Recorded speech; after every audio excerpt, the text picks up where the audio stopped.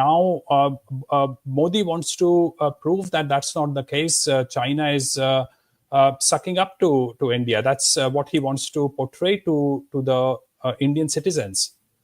Which I couldn't it's far from the truth. And this is what the media is saying in India, because I've always argued, Jayant, and please correct me if I'm wrong, what value India has to offer China.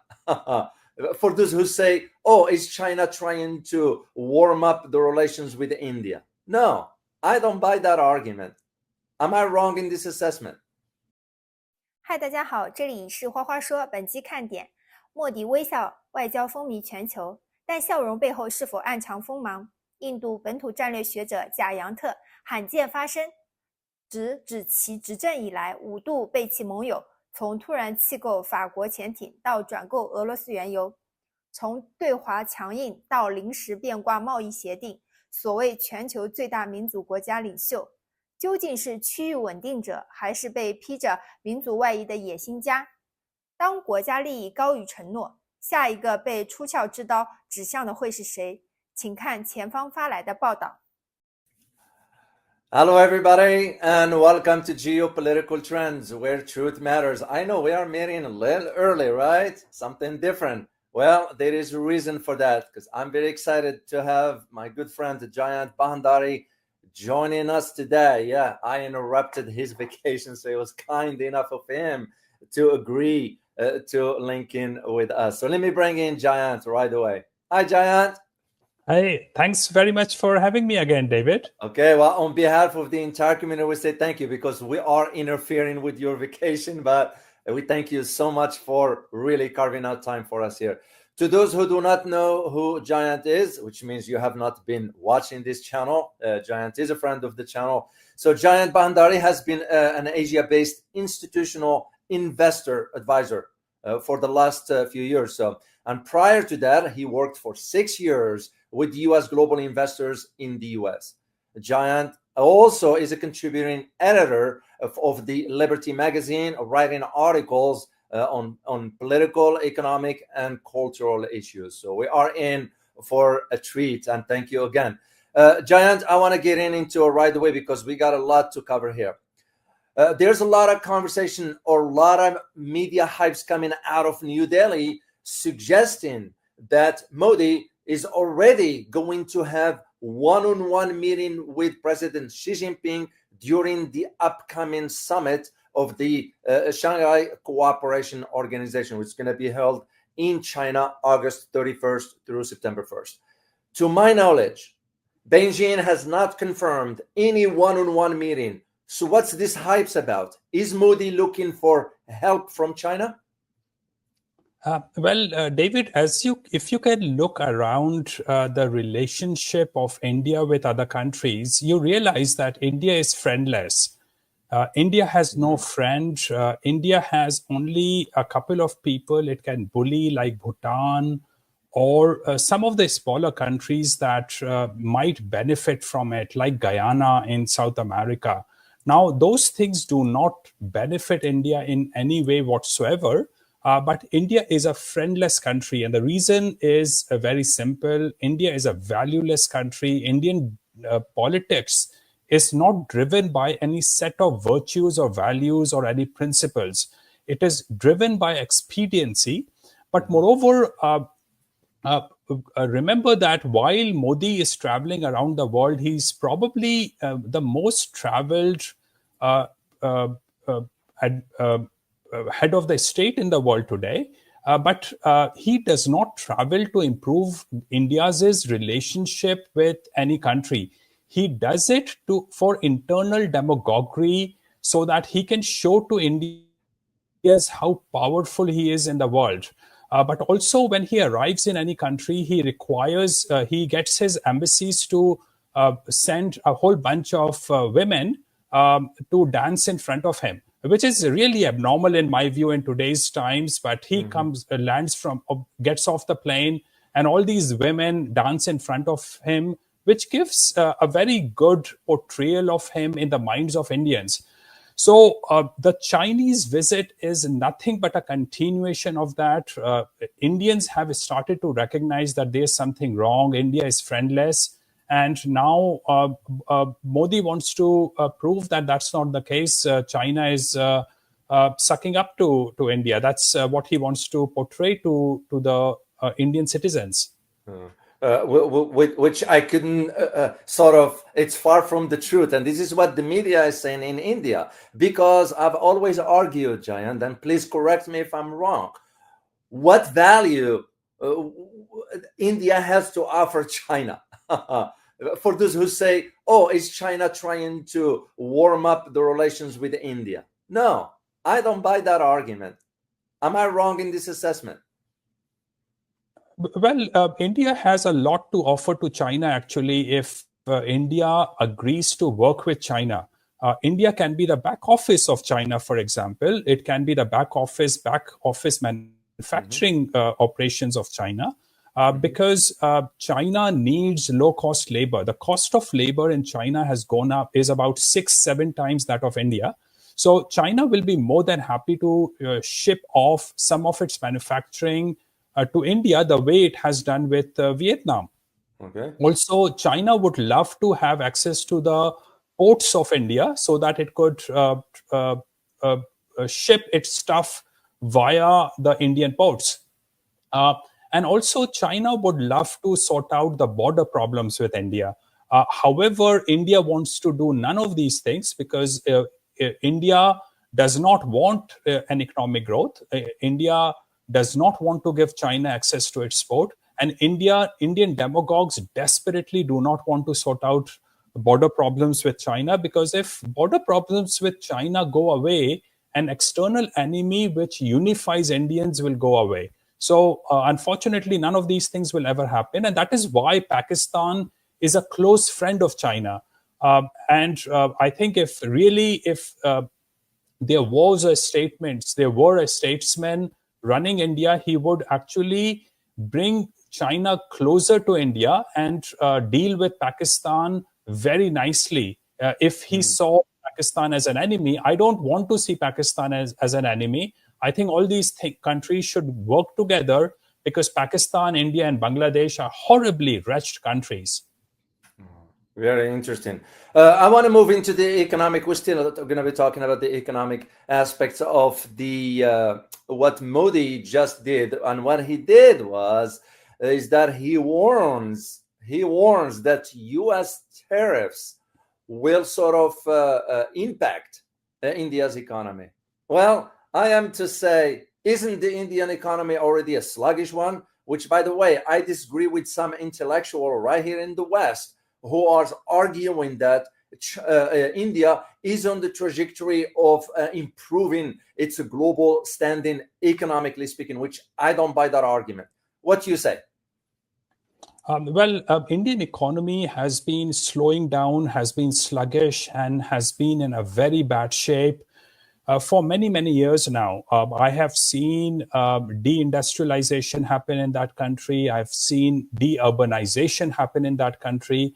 I've seen the desperation of people increase. I have seen more beggars on the streets in India than as many beggars as I did in the 80s or late 80s, actually.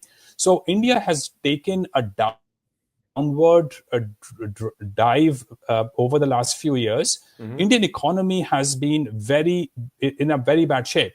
Now Modi needs someone to pass the blame to. And this is the traditional habit of India. If anything good happens with India, it is all because of India. If anything bad happens, they always find someone else to blame to, Pakistan, China, the US, or whatever. And that is why, again, no one likes to trust that valueless governance that India has. Now, look at the numbers. Numbers tell you a lot. The total exports of India is just about $450 billion. The exports that get affected because of American tariff relate to about $20 billion. And that is only in textiles and gems. And these are labor-intensive operations. So In terms of economic harm that tariff can deliver to India is minimal. What it does, however, is, and moreover, because textile and gems are often commodities, they can go via other countries, or they can you can start exporting those to other countries, and some other countries can start exporting to the US. So I don't see a huge effect of this 5% export that India makes to the US, which comes under the tariff, as a major issue economically.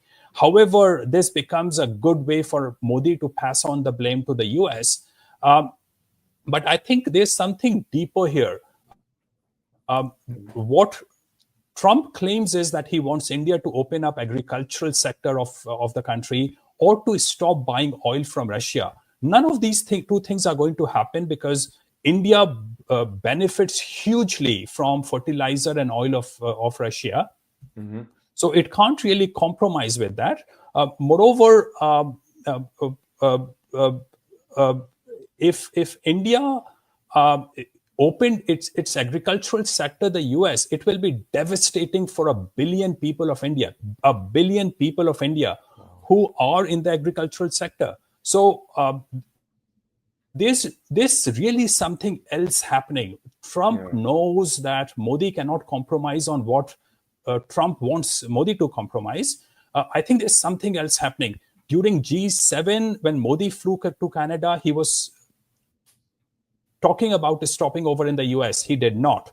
In his recent visit of collecting national awards of many small, minor micronations, he went all the way to Brazil for BRICS. There was a leeway there for him to visit the US.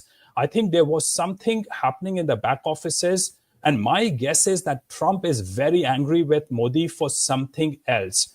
This is just a facade. The tariff issue is just a facade. There's something more fundamental behind it. Trump is extremely angry with Modi. If you listen to the statements he have recently made about Modi, or what Modi says he has done, they did not talk for months at a time. So there's something else happening. Yeah. Well, that explains why Modi. Well, there's a lot of analysts in the West, and so sort of arguing from that perspective that what India wants to do, it wants to play the China card, because that's the only leverage it has. But on the other hand, there are those who are for and against the idea of China even considering helping India, because they're saying you can't trust India. And with this, I'll ask the question: should China, in your opinion, Giant, trust India? Well, David, I really wish India were that smart to be able to pay China or Russia or America card. Because, in today's world, you have to have friends, and it's important to play some card. Although it should be based on principles, but at least you should play some cards the way Pakistan is playing. So I wish India were that smart. India is not going to be respected by China, and Chinese have matured over a period of time. If you recall, a decade or 2 decades back, China was investing heavily in some of the Latin American countries and sub-Saharan African countries in natural resources, hoping that it would be able to use the Chinese whip to benefit itself, and maybe deliver benefits to the local sub-Saharan African economies as well. But China realized that the whip is usually not enough to ensure that the arrangement works.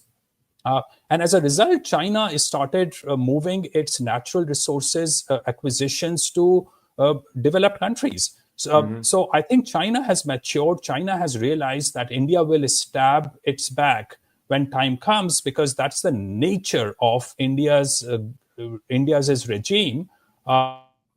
So no, unfortunately, India is without friends today. And even Russia, which was the only superpower which was a friend of India, or at least in some vague way a friend of India, has started to engage with Pakistan. So India is truly without friends today. Yeah.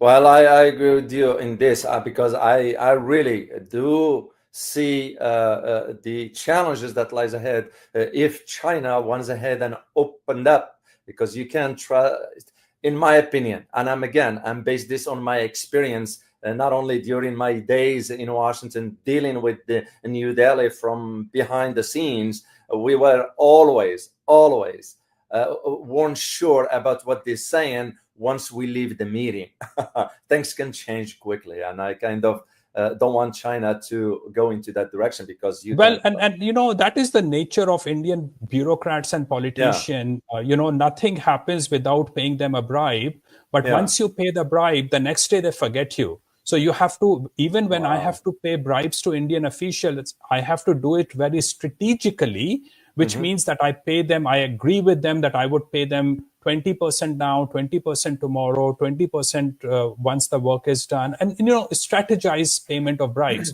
because they have no concept of honor. These are really spineless people running India today. Well, this is again one of those concerns, and I appreciate you sharing this point, because that's exactly how I see it also. And my reason for saying this also is because it was a recent meeting between Marcos Jr. and Modi. And Marcos, we all know, both countries, India and Philippines, being pushed by the US regarding the South China Sea. How do you see this playing out? Is India trying once again to play some other cards that was not on the deck? Well, India is a rudderless ship. There is no rudder. And look, you know, it's interesting. You're showing the image of Modi here. Look at his glassy eyes. There's no emotions in it. There's an emotional constipation in it. He has no vision of his own. So he just drifts to whichever side is expedient at any point of time. He will side with any country for or against China at any point of time. He will side with US or go against it at any point of time, not from strength, not from principles, not from values, but based on short-term expediency. And the reason is, and you know, David, you might not have read it. Modi is now on his way to Washington next month for UN General Assembly. And he will try to beg Trump to give him some time because India is in a deep crisis. Because despite the fact what I said about the tariff situation creating problems with the economy, the issue is that because this is a labor-intensive sector that will face tariffs, there will be hundreds of thousands, maybe millions of people going unemployed because of that. And once this industry is destroyed, it will get destroyed. It will move to some other countries. It was already moving to other countries. So I think Modi is in a fix here. Modi is begging right now. So whenever you think about Modi going to China or the US or wherever, keep in mind that he's going there with a begging ball. And this is what happens with people who have no principles, no values, only short-term expediency. Well, I couldn't agree more with you, Giant, using the term begging, because I used that term and I got criticized for it. And I'm saying, well, wait a minute. What will it be his reason for reaching out to China or some other country if they are willing? And this, by the way, Giant, leads me to one particular question I want to ask you. If the US offers India a carrot, do you think India will turn around and stab the Chinese or whomever they're dealing with in the back? They you know, there's such a kind of a spinelessness that, you know, I just told you about how to bribe Indian bureaucrats. So you can offer them a carrot and they will still not do what you agreed to get them done. So they will still stab your own back. Forget about going and stabbing another country. They will stab your own back. Wow. So there's no reliability. There's no honor culture. There's no commitment to any principles. And that is why whatever India touches, whether it's Quad or BRICS, just somehow gets destroyed and hollowed out internally, because India only plays its own short-term expediency card, mostly and actually only for the internal demagoguery within the country. Remember, David, that nothing internationally really affects India. And now this sounds crazy, but the problem is that Indian GDP per capita is just over $2,500 per Indian. Now, this means that only, every Indian on average has a bread in front of him. He does not really have access to resources. He has no food on the table. So what worse can happen to a person who really does not have much money? You can restrict electronic equipment supplies to India. You can restrict whatever, but nothing really affects India. Modi's job is one job, which is to go with a begging ball to ensure that he looks good in front of Indian citizens. That's all he cares about. What happens to the economy, what happens to the international stature is none of his business. Oh, very interesting. You brought up the Quad, and we will talk about it in a minute here. I want to shift to one particular event that's taking place in the neighborhood, and I'm referring to Bangladesh here. And the reason I'm mentioning this because Bangladeshi court has now heard cases filed by the anti-corruption organization against former PM Sheikh Hasina. My question, Giant, we know where Sheikh Hasina is right now. She sought harbor in India because India was of course influencing them. Do you think India will honor the request by the court in Bangladesh to extradite her back for trial? Absolutely not, because it goes against the image that India has created about Bangladesh, that it will cater to any of the demands of the current regime in Bangladesh. So no, irrespective of the legality of the issue or the fairness of the issue, India will not send Sheikh Hasina to Bangladesh ever. Wow.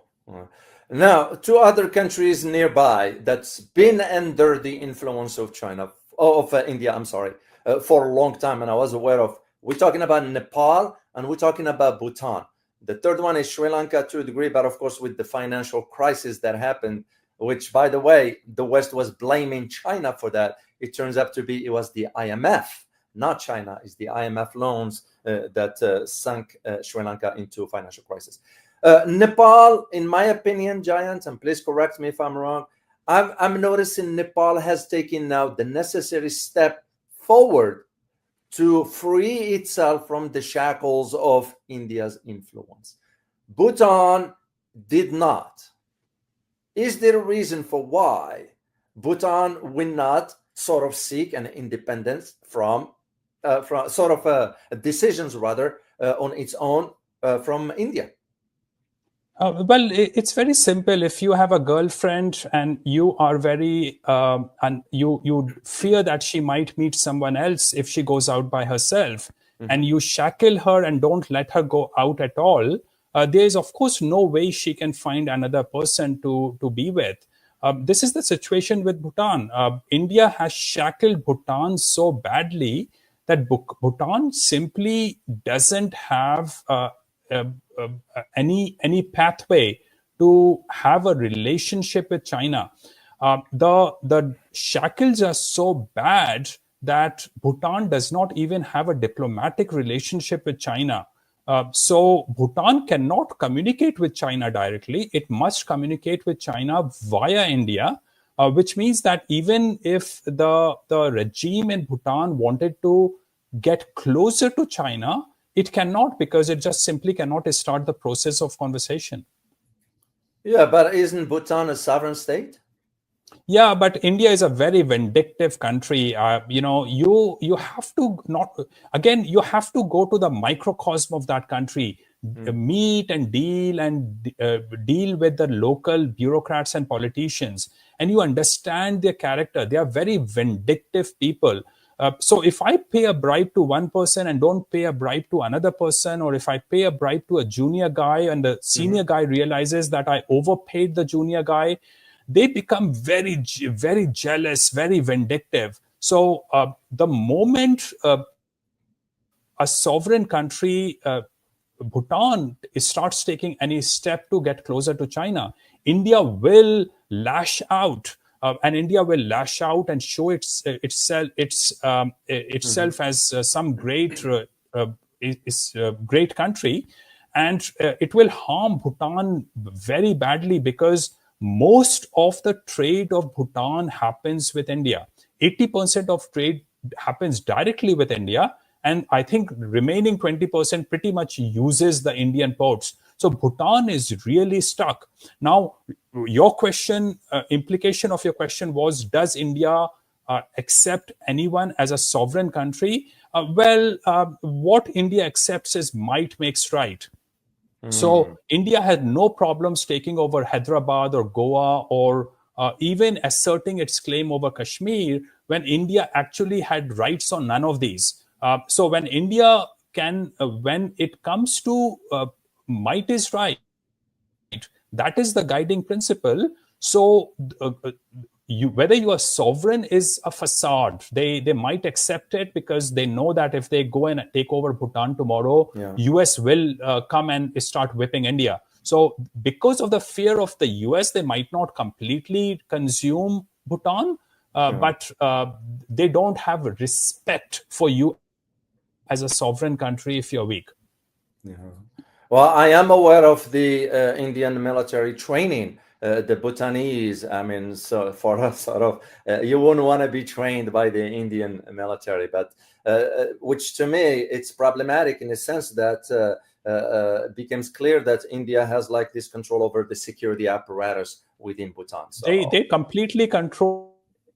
They completely control the security apparatus in Bhutan. The Bhutan border is so-called protected by the Indian armed forces. Now, really, if I were in that region, and I have been to the other side of, on the Chinese side of, on the other side, across the border from Bhutan, and I tell you, if I were sitting in Bhutan, and of course I have no understanding of what Bhutanese regime thinks, but I would want to have a closer relationship with China because across the border, there is prosperity, there is calmness, tribal warfare in those areas have ended. So, clearly I would see a jump in my GDP per capita by 200-300% over the next one decade if Bhutan or any other region in that part of the world becomes closer with China, even Myanmar. To follow up on this, Giant, I had a good conversation with a good friend of mine in Singapore, and this issue came up. We talked about it, and I was very impressed with the idea that, which I couldn't agree more with his assertion, the idea that even if India is going to get upset with Bhutan going with China, why not Bhutan considered some other ASEAN countries instead of China? Wouldn't that be a possibility, economically speaking? Well, again, most of the international relationship of Bhutan is controlled very closely by India. As I said, India is a very jealous partner. India is a very vindictive partner, and India will not let Bhutan go away that easily. This is exactly what happened with Nepal. Nepal was very dependent on India. And India, when there was an earthquake in Bhutan and Nepal was crying and begging for oil and other resources, India wanted to play its might makes right assertions. He wanted Nepal to give in things that was none of the business of those days. So that is how India plays the game. It is an untrustworthy partner. And Nepal realized that, and despite the fact that it was until recently the only Hindu country on the planet, which is Hinduism is also the majority religion in India, Nepal was by definition should have been close to India. Nepalese is no different from Hindi. I understand Nepalese almost completely. So there should have been a close relationship between India and Nepal. But because of this narrow-minded, petty, vindictive, jealous nature of the Indian regime, which emerges from the Indian society, means that Nepal decided that it wanted to go its own way to China. And now, eventually, Bhutan, my guess is, would want to do it. But it is, if you think through this thing, Bhutan is very, very badly stuck. Indian armed forces control it. Indian government controls its diplomatic relationships, and virtually all trade happens via India. So Bhutan can't really say, hey, we will make a switch and sacrifice our prosperity for 2 months. Yeah, but what will happen if you starve to death in those 2 months?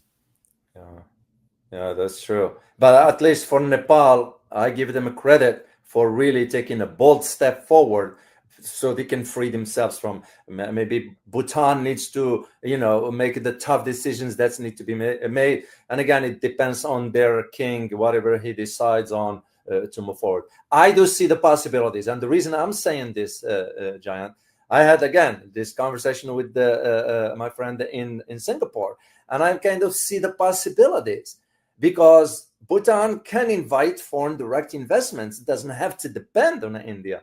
And again, why would you want to, tie yourself to one country? Again, it's very hard for a person not living in India to understand the vindictive and corrupt nature of Indian bureaucrats and politicians.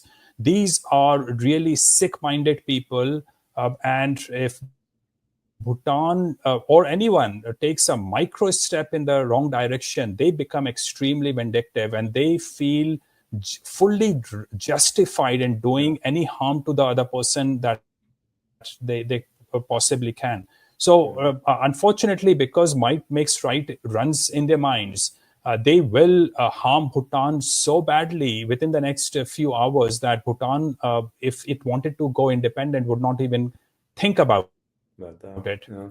Yeah, you mentioned Giant, you mentioned Goa, you mentioned Kashmir earlier, and I want just to really get your take on a question that I put for our community, and I have a very inquisitive community here. They really are tuning in exactly with what's going on around the world. And I asked them the question, should India, because we see the complications that's going on and so forth, will it be better if it is partitioned and each region can sort of self-govern? And the answer was, the answer, Giant, was 65% said yes.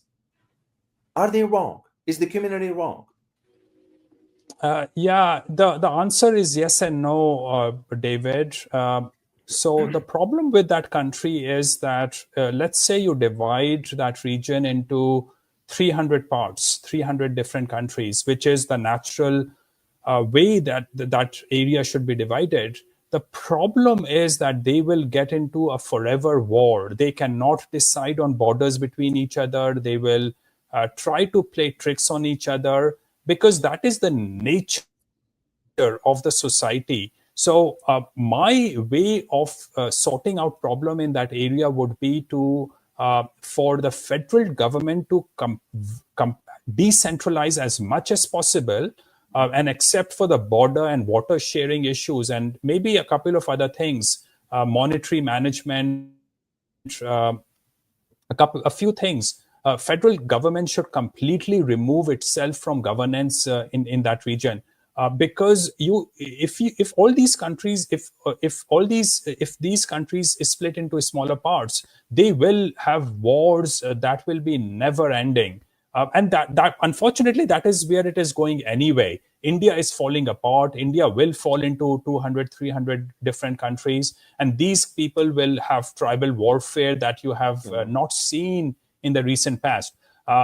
So I think I would want to avoid that, because it will be really ugly. Remember when Pakistan and India became two countries in 1947, and English were still responsible for what was happening. Train loads of dead people and raped women arrived on the other side. So millions of people died in that process. So imagine if splitting of that area into two countries created millions of deaths, what would happen if splitting that country into 300 parts would create? Another way would be to peacefully create a constitutional provision which allows each area to go off on its own. But unfortunately, Indians will never, ever take that step the way it exists in, let's say, Canada or United Kingdom, that you can vote to secede. But that process does not exist in India. If you actually ask for secession, you would go into prison for the rest of your life under what I think is called National Security Act. Wow, very interesting. Now this puts in perspective with what you stated earlier about the neighboring countries and so forth. Why, in my opinion, India never wanted to resolve the border issue with China, because they know the Chinese will bring in infrastructure to the region, and I don't think so India wants to see that. Yeah, and also you see, the Indian approach is that we will not give an inch of our land to anyone. Now, the problem is a lot of that border was a porous border. It was an undefined no man's land border. Yeah. So India has to sit down and like in a gentlemanly fashion, let a demarcation happen. But also they were very stupid when India recognized Tibet as a separate, as a part of China. They could have at the same time would have required China to give in to the demands of India which related to border, because all border problem of India is with Tibet, not with the China of those days.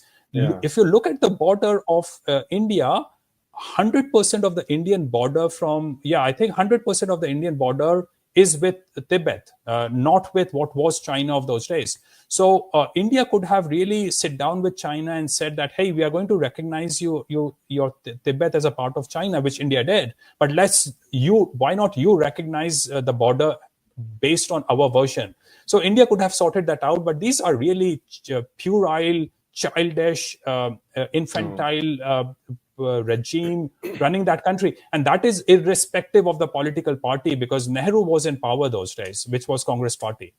Wow, very interesting insights, Giant. Thank you for sharing that. I want to move to talk two more topics here before I let you go. And I know we as we said earlier, we interfered with your vacation here, but we're so grateful to have your share with us your analysis and your knowledge regarding this very, very sort of major developments that's going on. The next one next question rather, I want to take or ask you has to do with India's role in Quad. It's becoming more vocal among some countries in the region, especially they don't understand the role of India inside Quad, while at the same time reaching out to China, which you and I know why Quad was established to begin with. What do you think, Giant? This is mind-boggling for a rational person to understand, because you think, how can India be a part of SCO, which actually is a security arrangement with China, Pakistan, and other Central Asian countries, while you are also supposedly a part of Quad, which is actually against China? At least that is what its purpose is, which is to have a platform against China. How can you be a part of two forums? But irrational, amoral people can do anything. They can be in this boat, they can be in that boat, and they can also be in the third boat at the same time. And India sort of claims to have friendship with the US, China, Russia. They are in bed with everyone, but really in bed with no one. So yes, you are. This is all for internal demagoguery. SCO is really none of the business of India to join, because it is a security arrangement with from what I understand, the Islamic fanaticism in Central Asia, which is a justifiable reason for China and Russia to have an involvement with. But India joined very likely because Pakistan was joining. Now, this SCO was supposedly a forum for security and anti-terrorism operation in that region. But India claims, and Pakistan similarly claims, that the other party is doing terrorist operation in the other country. So while they are blaming each other, how can they work together against terrorism in that region? So this is sheer stupidity, nothing else. The fundamental issue is that India joins all these organizations to show off for internal purposes that it is the Vishwa Guru, it is the ruler It is the teacher of the world, and it is sorting out all the problems of the world. When India is actually really, unfortunately, and it's shameful, it's a non-entity. No one cares about it, despite the fact that it's the most populous country on the planet. Well, you're absolutely correct, John. I'm really questioning what is India's role inside the SCO. I mean, it just doesn't make any sense to me whatsoever. I'm even questioning its role in BRICS. I mean, to those who will say, well, it was a founding member. Yeah, I understand that. But again, what value does India bring to the table? That's, to me, the bottom line of that. So I'll give you the last word, Giant, before I let you go. Regarding this U.S. tariffs on India, regarding India's maneuvering with now sort of pushing this kind of narrative as to, oh, we're going to meet one-on-one with President Xi Jinping. Once again, I have no confirmation, at least from Beijing side, that there is a meeting that is already been set or scheduled. There's none. So where do you see all this is going, and what do you think India is going to do next? I'll give you a last word. India is a rudderless ship. It will just go wherever the wind and the waves take it. It has no direction. It has no vision. It has no policy. It has no values. So it is truly completely rudderless ship.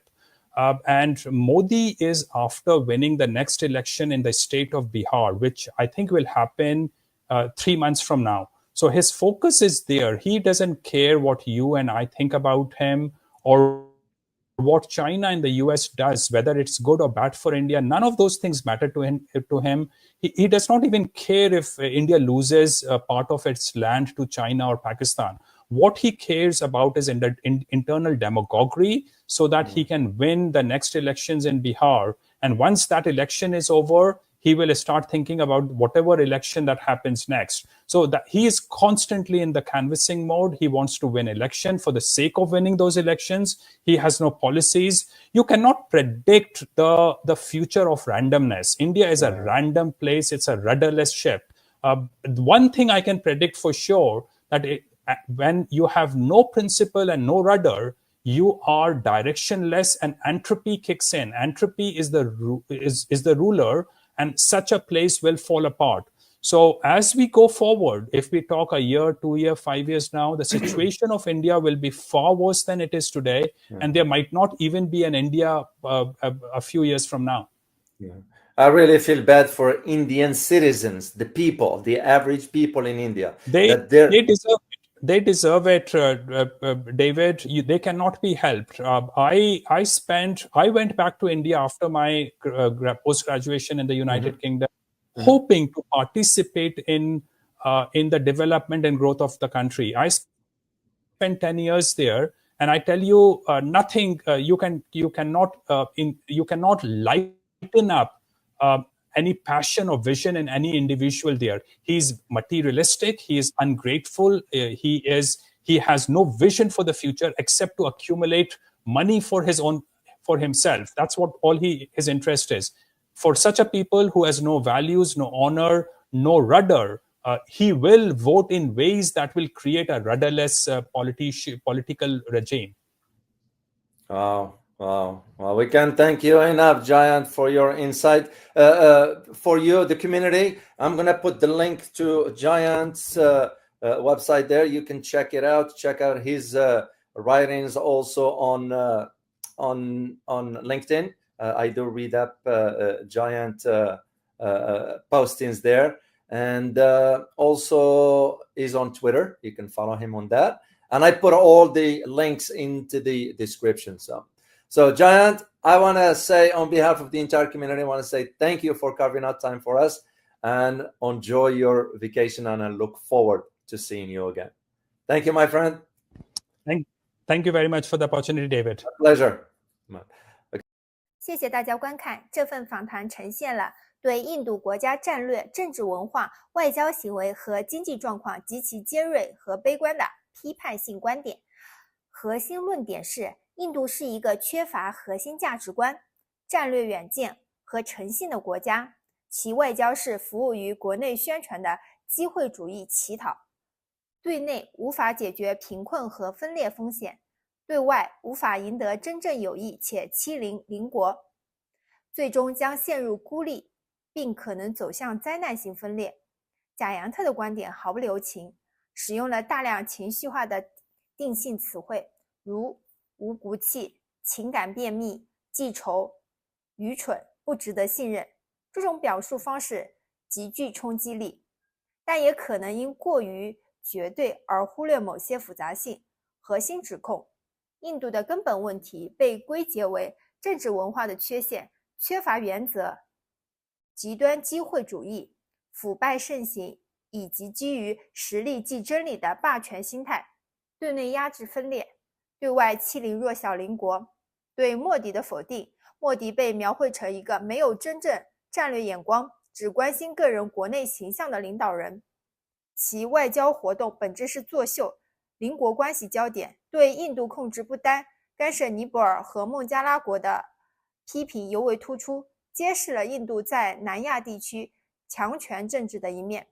中印关系定位，认为印度拒绝与中国合作是自毁长城，其边境政策幼稚短视，并将巴基斯坦视为中国更可靠的选择。对国际机制的质疑，认为印度在 SCO 和 QUAD 中的差异是矛盾且无效的，纯粹服务于国内叙事。这份反弹的价值在于提供了一个强烈批判印度现行体制和政策的视角，尤其揭示了印度在南亚地区的行为模式及其外交的国内动因。它清晰地展现了部分观察者对印度发展轨迹及其国际角色的深度忧虑和否定态度。谢谢大家观看，喜欢我的请点赞、评论加订阅哦，你的支持是我最大的动力。明天见，拜拜。支持，刚刚嘴瓢了，拜拜。